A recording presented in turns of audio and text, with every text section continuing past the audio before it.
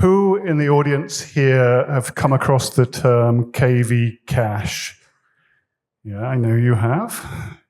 Oh, sorry, what was those hands? Go on, put them up again. There's like 5% maybe, okay. We're going to talk about probably what is the most important thing you can do over the next 5 years to get more productivity out of GPU infrastructure. Does that sound good? Yes. So first, we're talking about inference, and many of you probably know that the spend on inference this coming year is going to outpace the spend on training. And obviously the spend on training has been pretty big in this AI world. It's still going up, but then inference is going to supersede it. What is this slide telling us? It's telling us about what inference does. Prefill and decode. Any nods in the audience for prefill and decode? Or maybe a few. Prefill is when you type into ChatGPT and it tries to understand the context of what you're trying to say. You type in the tokens and they are interpreted, and that interpretation comes in the form of a KV cache. What you say here is essentially a bunch of files that basically contains the relationship between all those tokens, and that's used to work out the context of what you've just input. The second part is decode, and that's when the language model takes in this KV cache and then augments it with tokens to output to you, and then you see the response. Now, what we are doing at the moment with NVIDIA is working out how to store more of this KV cache so that we can remember the whole history of everything that's ever been asked. So imagine ChatGPT and you typing away. You might think you're very original with your questions, but probably somebody has already asked that before or something very similar. So rather than using those GPUs to recompute things, we can just ask DDN, give me that context, and I'm going to start from there, saving, over a period of years, hundreds of millions of dollars. So that's part one.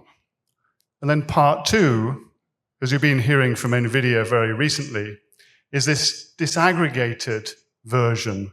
That's when we do a little step more.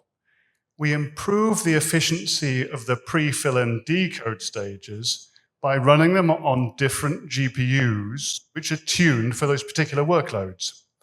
Now, to do that, hopefully you can see these little arrows on the side, we need the global KV cache to disseminate all this information between the GPUs. Again, benefiting massively from extreme performance storage like DDN. Let's take a look at that performance. Take a look at this graph here. So here's Qwen32B. That's a moderate-sized model running on 2 GPUs. And essentially, this graph is showing you what happens when we feed into that model several chapters of a novel, let's say, a large context input. And the second part is when we ask it questions about that content. If it's Alice in Wonderland that we've input, we might ask the language model, when did the rabbit first appear? How many people were there at a dinner table? And it's going to retrieve the previously generated KV caches in order to fulfill the response more quickly. The cool thing is here, if you're a storage geek, is that we're pushing multiple gigabytes a second per GPU to enable this new level of efficiency. This is kind of crazy. And everybody's been saying, our competitors have been saying, oh, you only need a fraction of a gigabyte a second per GPU, but really the tide's turning on that massively. Massive efficiency gains due to fast storage delivering these KV caches at extremely high speed.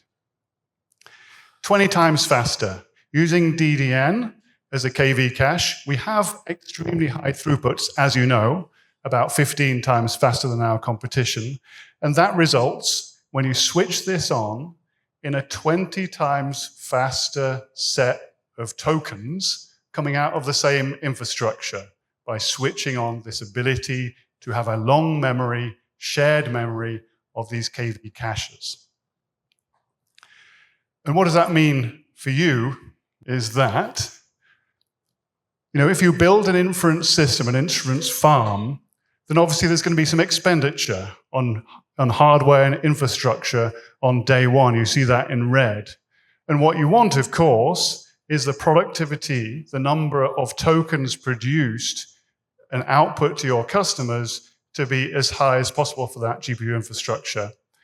We're looking across the board, across different models, different context sizes, of a 60% increase in the output from GPU infrastructure through choosing an extremely fast shared KV cache such as DDN. The conclusion here, if you're going to take one thing away, is that using DDN and taking advantage of that extreme performance that you know and love DDN for, we can deliver the single strongest improvement in GPU productivity that there is to be had over the next 5 years through accelerating these inference models. That's approximately a 60% increase in the number of tokens output per watt, per data center, per GPU, per capital dollar expenditure. Thank you.